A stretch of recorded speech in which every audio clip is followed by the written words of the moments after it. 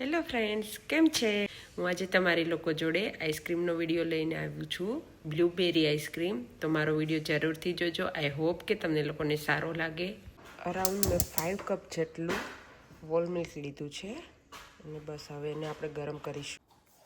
દૂધને આપણે કન્ટિન્યુઅસ હલાવતા રહીશું, જેના કારણે એ નીચે ના બેસી જાય. કેમ કે જો દૂધ નીચે બેસી જશે ને તો એના ટેસ્ટ જ આખો આમ આઈસ્ક્રીમમાં તમારે ચેન્જ થઈ જશે. એટલા માટે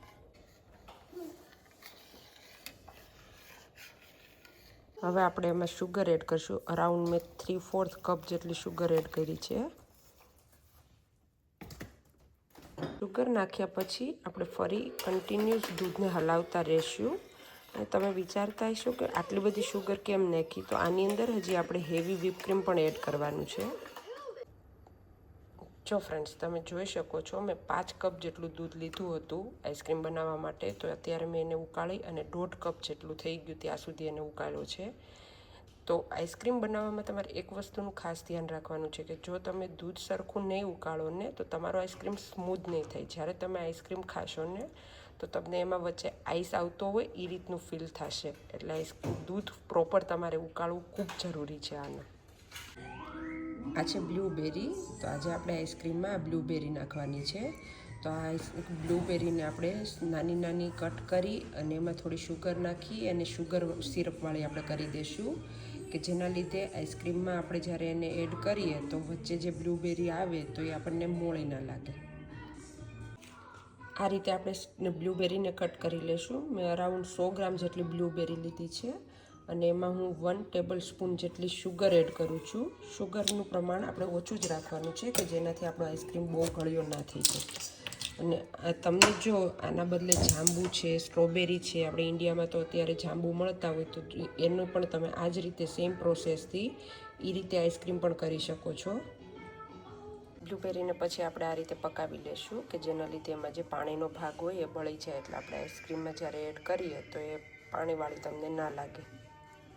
તમે જોઈ શકો છો એમાંથી બધું પાણી બળી ગયું છે અને હવે મારી આ બ્લૂબેરી ઘાટી એકદમ થઈ ગઈ છે. તો હવે મેં ગેસને બંધ કરી અને હવે બસ આને ઠરવા દઈશું.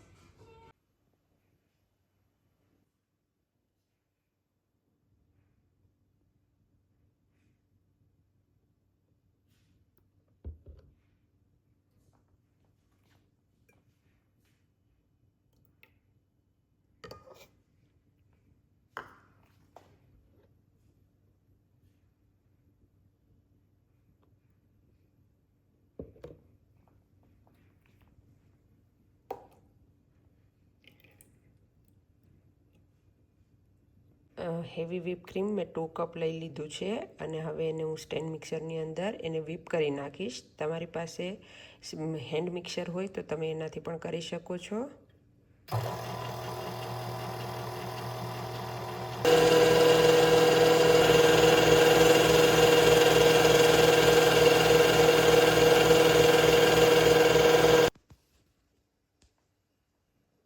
જોઈ શકો છો જો આ રીતે આપણે એને ફેટી નાખવાનું છે. ને હવે એની અંદર આજે મેં આપણે બ્લૂબેરી અને જે દૂધ ઉકાળીને રેડી કર્યું હતું એ બંને મિક્સ કરી દીધું છે અને એ આપણે એવી વ્હીપ ક્રીમ સાથે મિક્સ કરી દઈશું. ફરી એકવાર આ બધી જ વસ્તુ આપણે મિક્સ કરી દઈશું.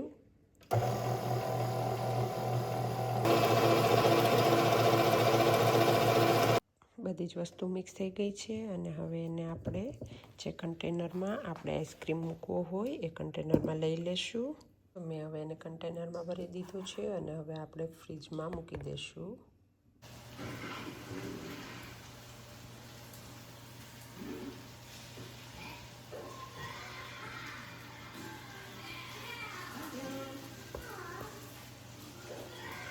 બનીને તૈયાર છે, તમે જોઈ શકો છો.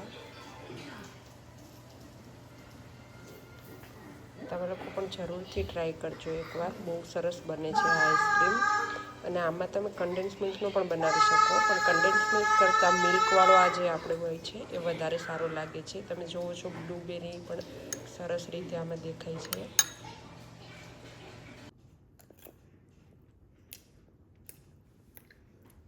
Ice cream, what? How do you like, Mama? Like, share, and subscribe to my channel. Bye bye, guys.